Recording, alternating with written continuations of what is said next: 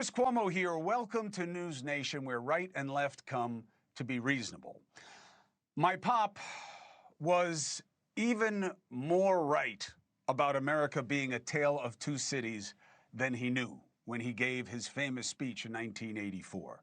And I hope the Democrats go back and look at it, or whatever they're going to call themselves with this new populist movement, because where you guys are your best and you reach the most people who need the most help from government in this country was what he spelled out for you all those years ago. It's more true today. The chasm between the haves and the don't have enoughs is worse than ever. Affordability is real. The idea of becoming socialistic to cure it is crazy. But it's worse than that. We're not just what my father lamented with, oh, look at Andrew behind him. See him there? Look how young he was. Anyway, what my father lamented about Reagan's shining city on the hill, and that there was another city that was in the shadows where the glitter didn't show. We have now transcended metaphor. We literally have two different realities. We have two different realities, okay? You have the majority in this country, which has clear and specific concerns that are very much in play, but those in positions of power in the media and the political class are determined to distract from the interests of the many with fringe interests of the few, mostly scandal, most recently Epstein and Russiagate, okay? And I can prove the disconnect. Do you want to know what matters most to the most people in this country? Not looking back, but fears forward. The S&P just posted its fifth straight record close this week. I don't even know if you heard that, even though 6 out of 10 of us have investments in the stock market one way or another, right?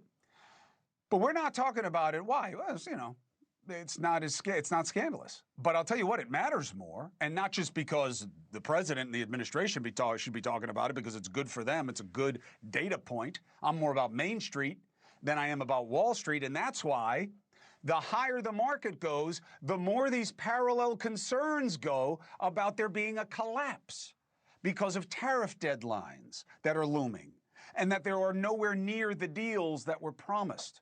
The overall trade deficit has actually gotten worse, if you see it as a bad thing to begin with. And next week, we will see major changes to tariffs and the economy with Trump's August 1st tariff deadline. And people are very worried about it. But we're not talking about it. Why? Because of Russiagate and Epstein and other distractions for the pod people. All right? Look, promising 90 deals in 90 days, that's like I'll end the war in Russia tomorrow, I'll end the war in Israel. I count on the hyperbole, okay? Liberation Day tariffs. It was never going to happen, but they're not even close. And the question becomes, what happens with the uncertainty? I don't fault the administration for trying to make better deals for American workers.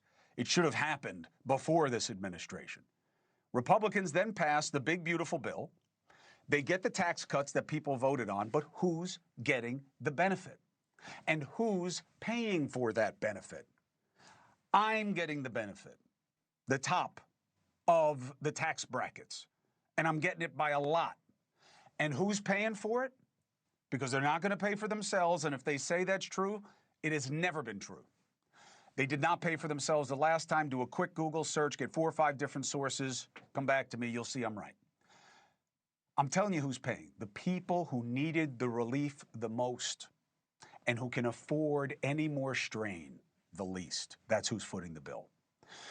Trump won this election in big measure because people were disgusted by what seemed to be the lack of security at the southern border. But there has been an overcorrection, and we should be discussing ICE and the policy of who gets deported and how. It is wrong that the men and women who work for ICE have to live in fear and cover themselves. It is wrong that people who are enforcing the law should be covered and not easily marked and not easily announced and identified. But more important than any of it is what our president has already acknowledged he knows more than once. Not everybody who enters the wrong way is the same. And instead of these images, this is not what we need in America. This isn't making us more safe. It's making us more scared. Polls show most Americans think ICE is going too far. And I'm not even going to talk about foreign policy, okay? Because we have enough big ticket issues at home that nobody really wants to deal with. And I'm telling you, I can prove it. This isn't me saying it. It's not how I feel about it. I'm at the mercy of the news cycle as much as anybody. I can't not talk about what everybody else is talking about. You lose the audience. You got to seem like you're plugged in. But if we look at what you want, you see that you don't want this. You don't want Epstein and scandals. Look, is there a moral imperative to find out if people with influence got away with hurting kids? Of course. But I think that was always a false promise, sold on podcasts to make people popular. And it worked. But now the Trump administration has to own it. And that's about the people around the president even more so than him. And the polls show it, a new Gallup poll, all right? Trump went from having a 47% approval rating in January to 37%. Why? Really independence, because the bases are locked in, right? The left hates him, the right loves him, period. It's the fastest growing part of the electorate, the ones that NewsNation is designed for, okay? Critical thinking, independent people, non-Democrat or Republican or whatever they are now. And the reason is, I'm worried about overall immigration policy and ICE. I'm worried about the economy and the tariffs and what's going to happen. I'm worried about what it means for trade and how that's going to redound back to me and pricing. And I'm worried about the budget. And the big, beautiful bill hurt the debt and the deficit, which were supposed to be the biggest selling points for change fiscally in this administration. Okay? The largest voting bloc in the country doesn't want to talk Epstein, doesn't want to look back at Russiagate and have another round of lawfare. And you know who should care about this the most? The President of the United States, because he actually has a solid argument to make to these people that he is trying, especially if he makes the adjustment to his ICE policy that I think he is considering making. In January, nearly half of independents approved of Trump. Today, it's less than a third. And no, it's not because he hasn't turned over the Epstein files to the extent that they even exist. And yes, I believe that the president should instruct the AG and Kash Patel to put out whatever they can. And the idea that it's nothing is absurd. But 90% of Republicans are always going to be with him. All right? And only 5% of Democrats. So forget these people. It's the independents. That's who he should be playing to if he cares about legacy and about midterms. And it's all about big ticket items for them. That's why the number has gone down. We're too distracted from those things. So even if he has a case to make, it's not being made. Transparency matters. I know I got to keep saying it because these savages that I'm competing with on social media take little pieces of things and twist it. So I keep saying it. I'm not saying cover for Epstein. Of course it matters. Put it out. It's been poorly handled. But, you know, that's all we're talking about. And there are things that matter more to a lot more people. But I have to cover Epstein because the President of the United States today said this.